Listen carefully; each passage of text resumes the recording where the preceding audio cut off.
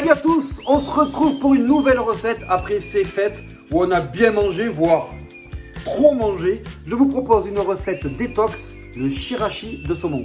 La liste des ingrédients. Alors on a besoin ici de riz à sushi, c'est magnifique.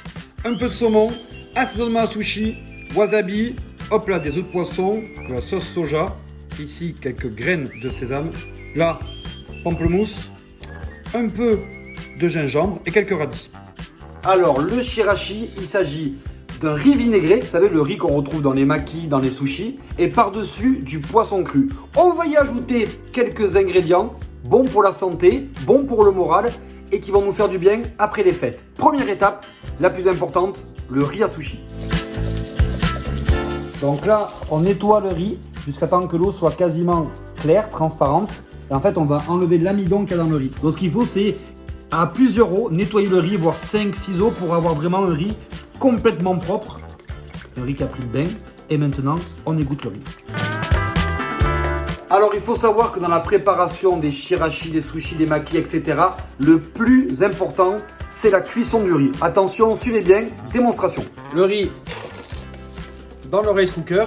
Et pour la pesée d'eau, c'est très important, on pèse exactement le même poids que le riz. 500 g de riz, 500 g d'eau. Dès que la cuisson est terminée, vous allez voir le petit bitonio, hop, il va bouger, je débranche et j'attends 15 minutes avant d'ouvrir le couvercle. Comme ça, on va vraiment avoir le riz qui va bien gonfler. Donc là, l'eau, hop là, elle a disparu. Le riz, il est cuit. Alors là, vous allez me dire, si j'ai pas de rice cooker, vous pouvez le faire à la casserole, exactement le même procédé, la quantité de riz, la même quantité d'eau, on cuit tout doucement. C'est moins facile, mais vous pouvez y arriver. C'est maintenant que mon riz va se transformer en riz à sushi. Là, c'est juste un riz qui est cuit. Mais avec ça, riz à sushi. Je vais venir remuer mon riz pour l'incorporer de l'assaisonnement à sushi.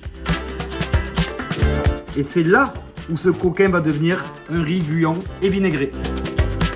On va passer à la garniture. Là, on va être canaillou. On va mettre du saumon. Je vais enlever la peau.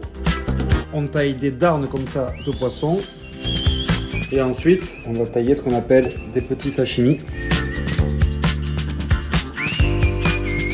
Avec ça, j'ajoute du pamplemousse. Vous allez me dire saumon pamplemousse. Oui, ça va très bien ensemble. Et votre corps vous dira merci. Cette association bonne et très bonne aussi pour la santé.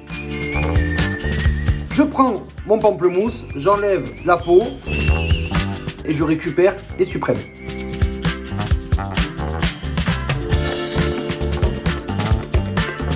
Là, je vous montre une petite technique d'assaisonnement méga rapide. Je récupère, regardez, le jus des pamplemousses, un tout petit peu de sauce soja sucrée. Vous avez dit que c'était facile, hein? Et ça va me servir juste pour venir laquer mon saumon. On rajoute quelques légumes avec quelques radis, comme ça va nous ramener un tout petit peu de croquant. C'est maintenant que le shirashi prend vie. On va mettre le riz à sushi, par-dessus un peu de sésame. Je mets tout autour les tranches de saumon. Je mets forcément les suprêmes de pamplemousse. Ma petite marinade, hop, au pinceau, je vais venir caresser mon saumon. J'ajoute ensuite les œufs de poisson, mes radis croquants. Je rajoute un tout petit peu de piment si j'en ai comme ça en lamelles. Et là, je peux vous dire que ce plat-là, c'est de la folie. Le riz à sushi a plus de secret pour vous. On se retrouve une prochaine fois pour une prochaine recette. Ciao les copains!